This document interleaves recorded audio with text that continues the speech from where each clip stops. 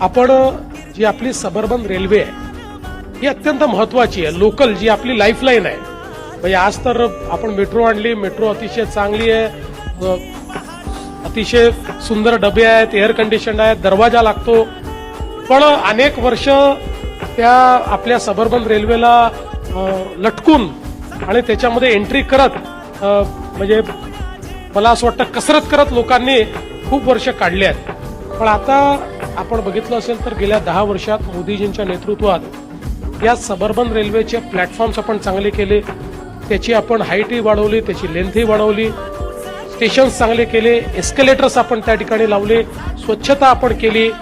पण तरी देखील लोक असं म्हणायचे की हे सगळं ठीक आहे, पण शेवटी मेट्रोवाल्यांना चांगले डबे ना आम्हाला असे का.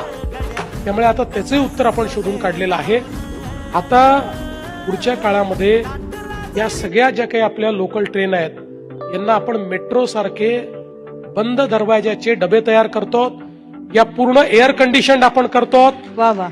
आणि ठाणेकरांनी याच्यावर टाळ्या वाजवू नये, पुढच्या वाक्यावर टाळ्या वाजवाव्या की हे सगळं केल्यानंतरही एअर कंडिशन लोकल ट्रेन दिल्यावरही सेकंड क्लासचं तिकीट मात्र आता जेवढं आहे तेवढंच आपण ठेवणार आहोत.